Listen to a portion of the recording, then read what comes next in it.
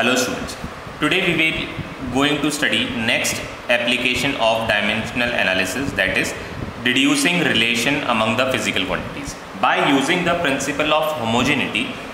By using the principle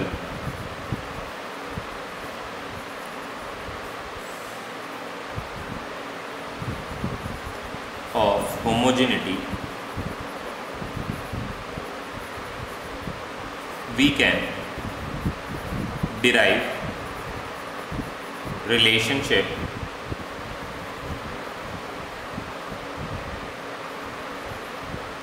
among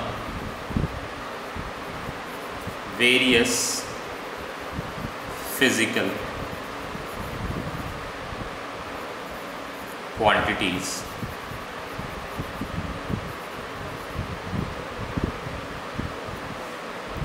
if we know on which factors the physical quantity depends. अगर हमें ये पता हो कि अगर हमें ये पता हो कि कोई भी फिजिकल क्वांटिटी कौन कौन से फैक्टर्स पर डिपेंड करती है, तो हम उसके लिए एक रिलेशन डिराइव कर सकते हैं.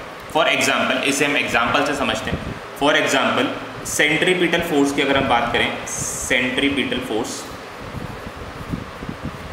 तो सेंट्रीपिटल फोर्स के बारे में आप सब जानते हैं कि जब कोई भी ऑब्जेक्ट एक सर्कुलर पाथ में रिवॉल्व करता है तो एक फोर्स होता है जो उसको हमेशा सेंटर की तरफ खींच कर रखता है या सेंटर की तरफ अट्रैक्ट करके रखता है, जिससे वो इस सर्कुलर पाथ को छोड़कर नहीं जा पाता. हर इंस्टेंट पर वो छोड़ने की कोशिश करता है, बट ये जो फोर्स है ये इसको वापस से सेंटर की तरफ खींच लेता है, तो ये सीधे जाने की जगह एक सर्कल में घूम जाता है.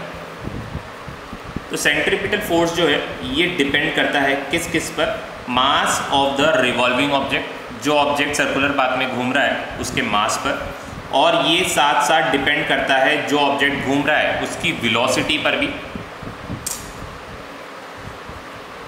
Velocity of the object. और सेंट्रीपिटल फोर्स साथ साथ डिपेंड करता है radius of the circular path पर, radius of the circular path.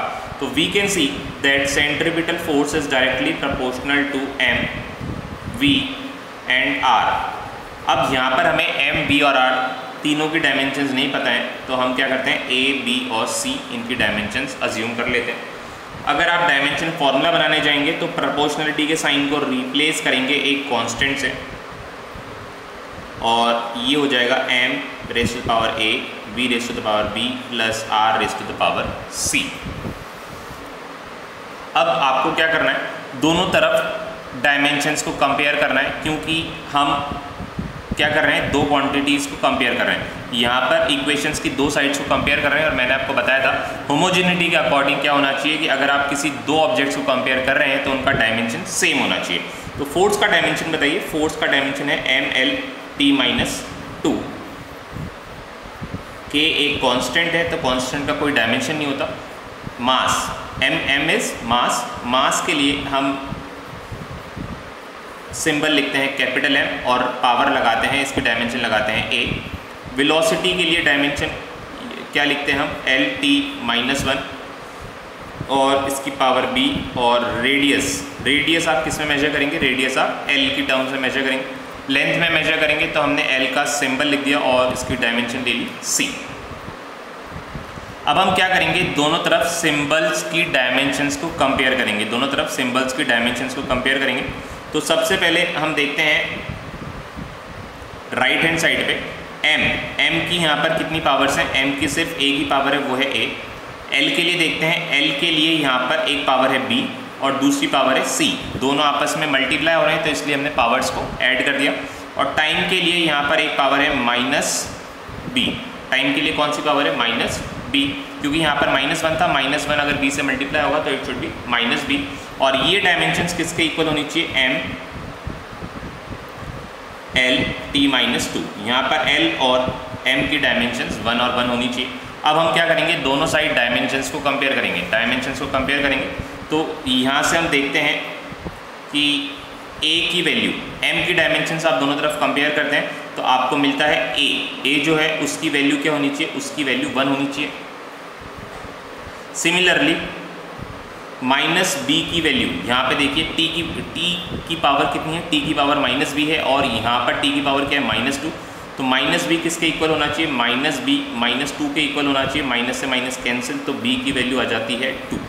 और l की पावर जब आप कंपेयर करेंगे तो 1 इज इक्वल्स टू क्या होना चाहिए, 1 is equals to b plus c होना चाहिए।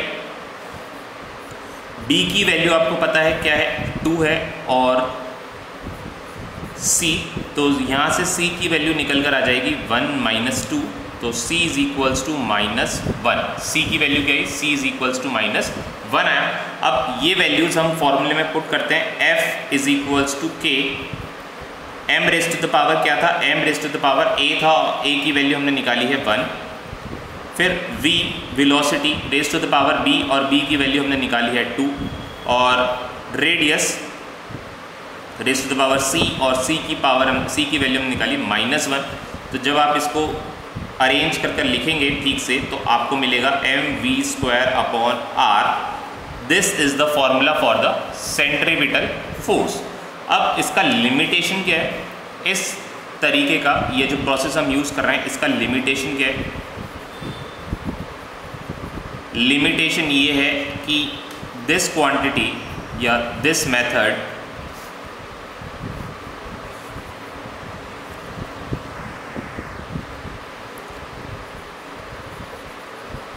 does not give any idea,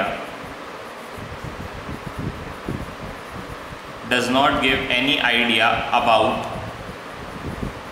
the constants।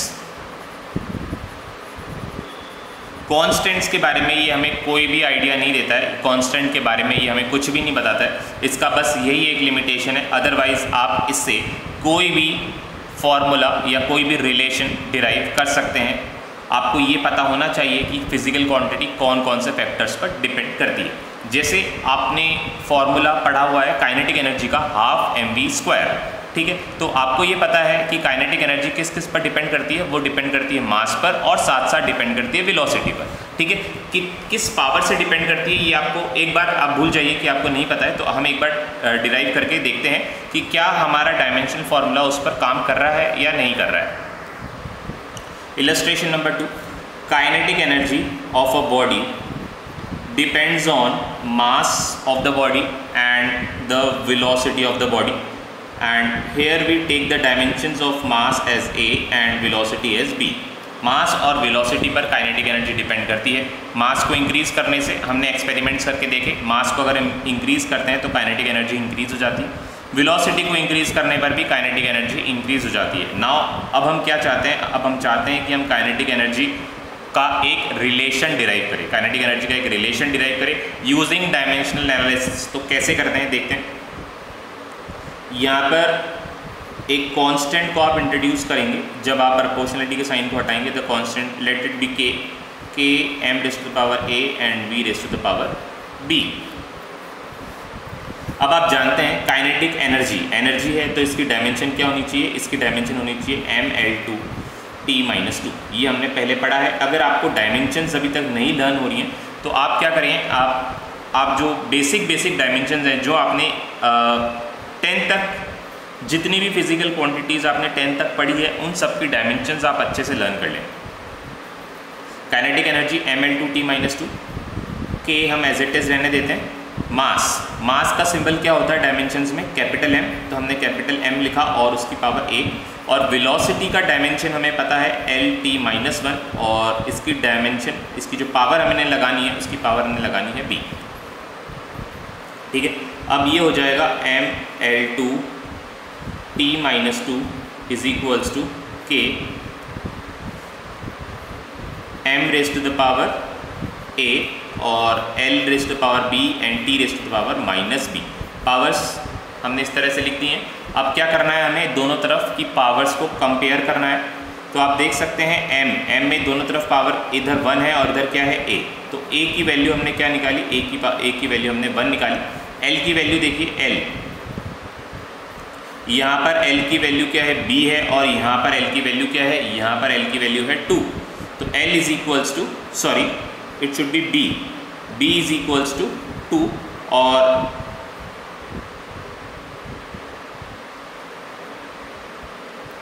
Time के लिए हमें क्या करना है, टाइम के लिए आप देखिए टाइम के यहाँ पर डायमेंशंस कितनी है, टाइम की यहाँ पर डायमेंशंस -2 है और यहाँ पर टाइम की डायमेंशन -b है, तो दोनों से क्या आ गया, b की दोनों तरफ से वैल्यू क्या आ गई, आप l से निकाल लो, आप चाहे t से निकाल लीजिए, दोनों तरफ से वैल्यू क्या आ रही है, सेम ही आ रही। तो हम लिखते हैं काइनेटिक एनर्जी के E is equals to half, sorry half हमें पता नहीं है तो हम यहाँ पर कांस्टेंट लिखेंगे, कांस्टेंट के now m raise to the power 1 and v raise to the power, देखिए b की वैल्यू हमने क्या निकाली है 2। अब आप काइनेटिक एनर्जी का ये फॉर्मूला आप देख सकते हैं mv², ये हमने अभी डिराइव करा है, क्योंकि यहाँ पर काइनेटिक एनर्जी के बारे में आप पहले जानते हैं या पहले से पढ़ चुके हैं, तो आपको पता है यहाँ पर k कितना होना चाहिए, k होना चाहिए हाफ।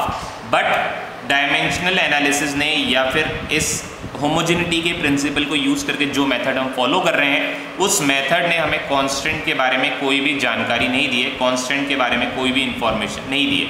ये इस मेथड का लिमिटेशन है, ये आपको ध्यान रखना है कि ये कांस्टेंट के बारे में कुछ भी नहीं बताता, कांस्टेंट के बारे में कुछ भी नहीं बताता, और ये इसका क्या है, ये इसका लिमिटेशन है। एक और इलस्ट्रेशन हम करते हैं। Now illustration number 3, it says that the time period of a simple pendulum, simple pendulum का जो टाइम पीरियड है वो डिपेंड करता है, किस किस पर डिपेंड करना चाहिए सिंपल पेंडुलम का टाइम पीरियड, इन्होंने हमें बताया है। सिंपल पेंडुलम का जो टाइम पीरियड है वो डिपेंड करता है mass of the Bob, m पर। ये जो बॉब है, जो वेट हम लटका के रखते हैं पेंडुलम के स्ट्रिंग पर, उसको हम बोलते हैं बॉब, और बॉब का मास है m। तो सिंपल पेंडुलम का टाइम पीरियड डिपेंड करता है मास पर, लेंथ ऑफ द स्ट्रिंग पर, जितनी लंबी स्ट्रिंग है उस पर भी उसका टाइम पीरियड डिपेंड करता है, और साथ साथ ये डिपेंड करता है एक्सेलरेशन ड्यू टू ग्रेविटी। अब इनकी पावर्स का हमें नहीं पता है कुछ भी, तो हम a, b और c लिख देते हैं। अब जब आप यहाँ पर कंपेयर करेंगे तो प्रोपोर्शनलिटी का साइन आप हटा देंगे और आप लिखेंगे मास के लिए सिंबल है capital M raise to the power a, length के लिए सिंबल है capital L raise to the power b, और g acceleration due to gravity है तो Lt-2। कोई भी एक्सेलरेशन हो उसके लिए डायमेंशन आपको Lt-2 ही लेनी है raise to the power c।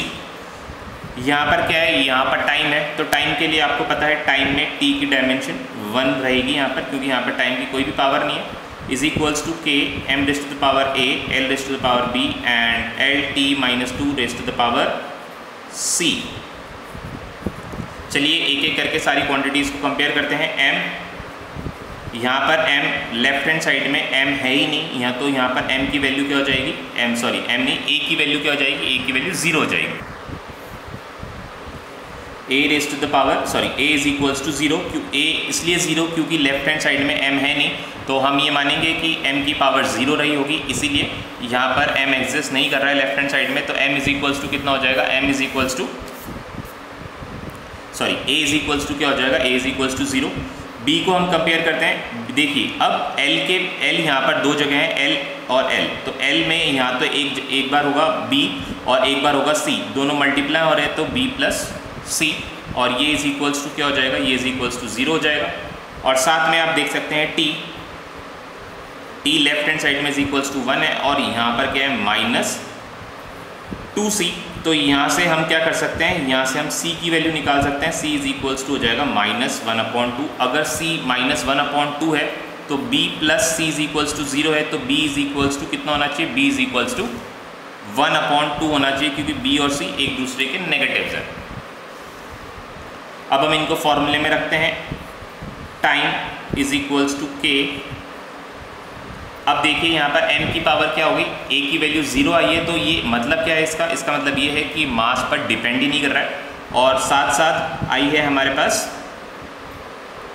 l raise to the power 1/2 और g raise to the power -1/2। अगर आप इसको रीअरेंज करते हैं तो आप मिलेगा k raise to the power L raise to the power 1/2, sorry k multiplied by L raise to the power 1/2 और g raise to the power 1/2, क्योंकि g में पावर नेगेटिव थी तो इसलिए हम उसको डिनोमिनेटर में लेके जा सकते हैं। और इसको किस तरह से लिख सकते हैं, पावर 1/2 होने का क्या मतलब है, इसका मतलब ये है कि यहाँ पर अंडर रूट हो रहा है। तो time period of the simple pendulum is k under root L by G. यहाँ पर जो k की वैल्यू होती है ये होती है 2 पाई, बट डायमेंशनल फार्मूला हमें कांस्टेंट के बारे में कुछ नहीं बताता, तो हम इसके बारे में नहीं जान सकते हैं। ये हमने बाद में एक्सपेरिमेंट करके ये वैल्यूज़ हमने निकाल के रखी है जो कांस्टेंट है, ये 2 पाई ये, बट हमें अभी इसके बारे में जानकारी है, बट डायमेंशनल एनालिसिस इसके बारे में कोई जानकारी नहीं देता। ये डायमेंशनल एनालिसिस की लिमिटेशन है। और इलस्ट्रेशंस करते हैं। इलस्ट्रेशन नंबर 4 हमें यहाँ पर बताया गया है जो वेलोसिटी है वाटर वेव्स की, velocity of water waves. What is v? v is velocity of water waves.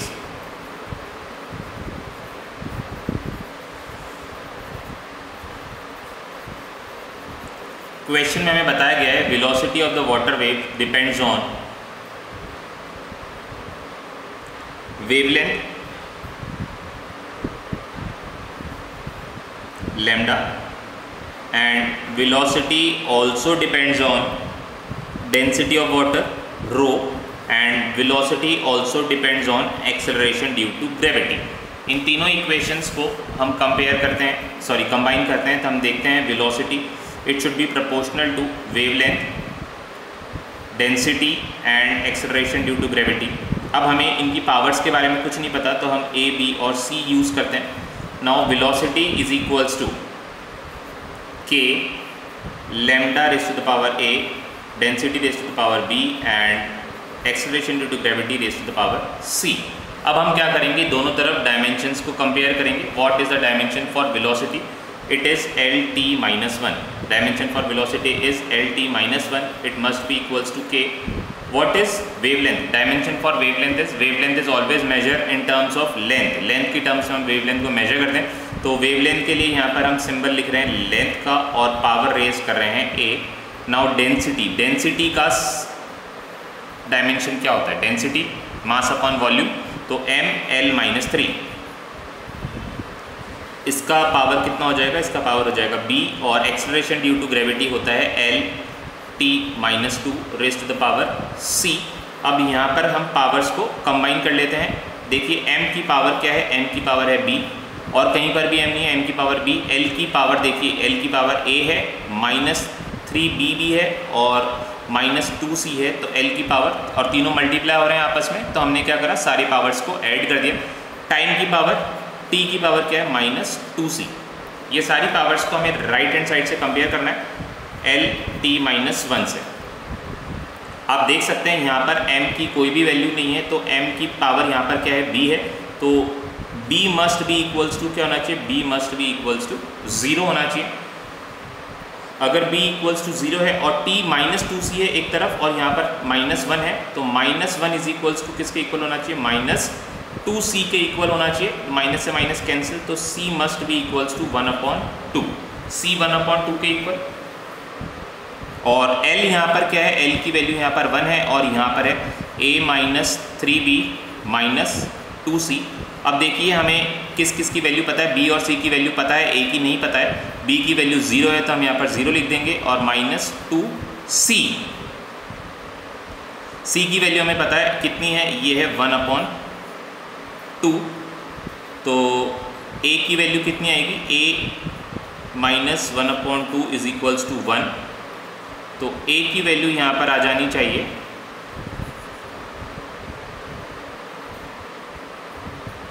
a is equals to 3/2। अच्छा, यहाँ पर हमारे से एक मिस्टेक हो गई है। मिस्टेक ये है कि जब हम l की पावर रेज कर रहे थे, l raise to power a, l raise to power -3b, और यहाँ पर हमने l raise to power -2c लिख दिया है। ये 2c नहीं होना चाहिए, इट शुड बी c। तो c अगर ये है तो यहाँ पर हमें -2c को रिमूव करके c लिखना पड़ेगा, और अगर यहाँ पर हम c लिखते हैं तो यहाँ पर भी वैल्यूज़ में कुछ चेंजेस आ जाएंगे। चेक करते हैं, -3b + c, ठीक है। यहाँ तक सब कुछ ठीक है। यहाँ पर हमने क्या करा, एल की पावर्स को हम कंपेयर कर रहे हैं। एल इज इक्वल्स टू यहाँ पर a minus 3b plus c, और b की वैल्यू आप जानते हैं 0 है, और c की वैल्यू क्या निकल कर आई है, c की वैल्यू 1/2 निकल कर आई है। अगर c की वैल्यू 1/2 निकल कर आती है तो a plus 1/2 is equals to 1, तो a की वैल्यू कितनी निकल कर आनी चाहिए, 1 माइनस 1/2 करेंगे तो 1/2 आएगी a की वैल्यू। a should be equals to 1/2, a की वैल्यू 1/2 निकल कर आई है। अब हम क्या करते हैं, फॉर्मूला बनाने की कोशिश करते हैं। Velocity is equals to K lambda raise to the power a। a की वैल्यू क्या निकल कर आई है, a की वैल्यू 1/2 निकल कर आई है। साथ में है डेंसिटी, डेंसिटी पे पावर कितनी थी, डेंसिटी पावर b थी, और b की वैल्यू है 0। और साथ में हमने यूज़ किया था यहाँ पर एक्सेलरेशन ड्यू टू ग्रेविटी, उसकी पावर थी c, और c की वैल्यू भी आई है 1/2। तो इसका मतलब है वेलोसिटी डेंसिटी पर डिपेंड नहीं कर रही है। Velocity must be equals to k under root lambda और g, lambda multiplied by g, because यहाँ पर मल्टीप्लिकेशन में और पावर है 1/2, तो इसलिए हमने इसको अंडर रूट में लिख दिया, क्योंकि अंडर 1/2 पावर का मतलब होता है अंडर रूट। एक और इलस्ट्रेशन हम करते हैं जिससे थोड़ा सा और कंसेप्ट क्लियर हो जाए, फिर इसके बाद नेक्स्ट क्लास में हम पढ़ेंगे एरर्स एंड प्रिसीशन या errors in measurement. Illustration number 5। Now in the question it is given that frequency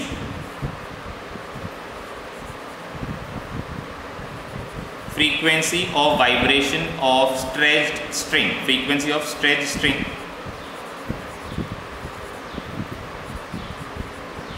ये किस किस पर डिपेंड करती है। तो यहाँ पर हमें क्वेश्चन में दिया हुआ है फ्रीक्वेंसी इज प्रोपोर्शनल टू, और frequency depends on length of the string, string की लेंथ पर, तो हमने लिख दिया l raise to the power a। फिर उन्होंने कहा है it also depends on mass per unit length. अब देखिए क्वेश्चन में हमें बोला है मास पर यूनिट लेंथ पर डिपेंड कर रहा है, तो हमें मास पर यूनिट लेंथ को एक क्वांटिटी अज्यूम करनी पड़ेगी, मास पर यूनिट लेंथ। मास पर यूनिट लेंथ मतलब m/l raise to the power b। Question में हमें क्या बोला है, मास पर यूनिट लेंथ। सिर्फ मास बोलते तो हम क्या लिखते, m लिखते, बट इन्होंने हमें बोला है मास पर यूनिट लेंथ, तो हमने क्या लिखा है m/l। और साथ साथ इन्होंने बताया है it depends on tension in the string, string में कितनी टेंशन फोर्स है उस पर भी डिपेंड करती है। टेंशन क्या होता है, tension is always a force, तो टेंशन पर भी डिपेंड करती है, तो हमने क्या लिखा है raise to the power c।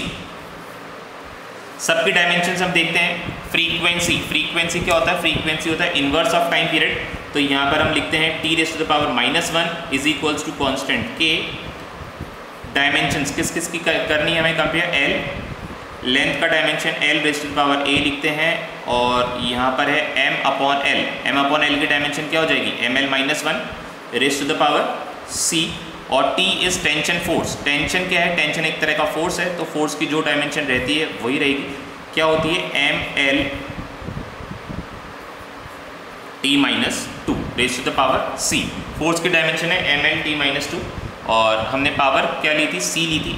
अब हम कंपेयर करते हैं, यहाँ पर जो t मैंने यूज़ किया है it is the symbol for time, और यहाँ पर जो t है इट इज़ टेंशन फोर्स। दोनों t में कंफ्यूज नहीं होना है। यहाँ पर हम डायमेंशन एनालिसिस कर रहे हैं, और यहाँ पर हमने सिंबल्स यहाँ पर हमने डायमेंशन के सिंबल्स लिखे हैं, या फिर फंडामेंटल क्वांटिटीज़ के सिंबल्स लिखे हैं, और यहाँ पर हमने जो क्वेश्चन में दिया हुआ था टेंशन फोर्स t, उसका हमने यहाँ पर सिंबल लिखा है, this is tension force and this is symbol for time. अब हम इक्वेशंस को कंपेयर करना स्टार्ट करते हैं। t raise to the power -1 is equals to k। सबसे पहले m की पावर्स देख लेते हैं। m की पावर यहाँ पर देखिए, यहाँ पर it should be b। m raise to the power क्या क्या है, यहाँ पर b है b, और यहाँ पर है c, तो b प्लस c। m की पावर कितनी हो गई, b प्लस c। साथ साथ l की पावर्स की बात कर लेते हैं। l की पावर यहाँ पर भी है तो a, यहाँ पर कितनी है, यहाँ पर -b, और साथ साथ यहाँ पर है plus c, a minus b plus c। These are the dimensions for l। Plus time period, time period की डायमेंशंस क्या क्या है, टाइम पीरियड की सिर्फ यहाँ पर a की डायमेंशन है -2c। टाइम पीरियड की डायमेंशन सिर्फ a की जगह -2c।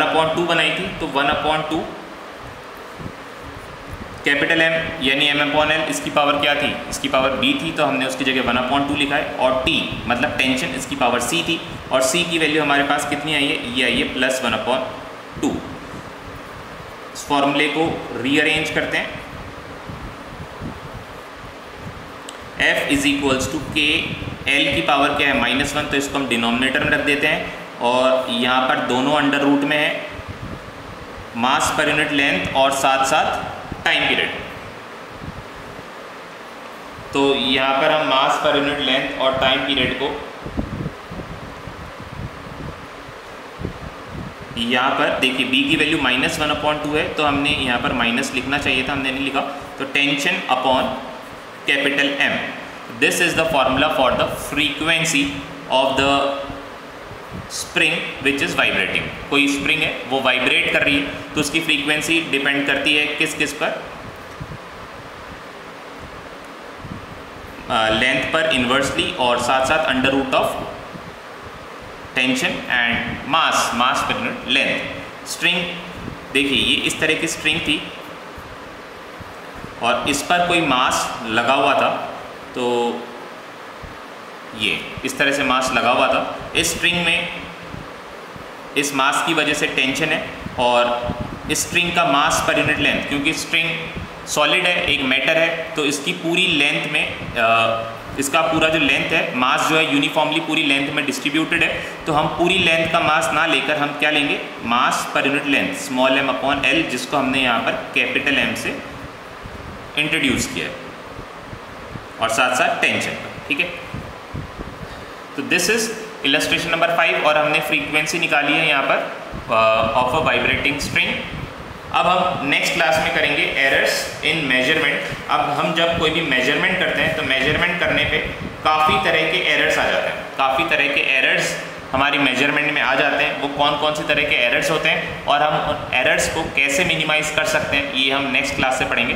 ये हमारा पार्ट 2 हो जाएगा चैप्टर का। एक पार्ट हमने चैप्टर का ख़त्म कर लिया, दूसरे पार्ट में क्या है, एरर्स है, मेजरमेंट में क्या क्या एरर्स हैं, तो वो हम नेक्स्ट क्लास में देखेंगे। कौन कौन सी एरर्स होती है, कितने टाइप्स की एरर होती है, और उन्हें हम कैसे मिनिमाइज़ कर सकते हैं। और कैलकुलेशन में हम एरर्स की कैलकुलेशन हमें कैसे करनी है, ये भी हम नेक्स्ट क्लास में सीखेंगे।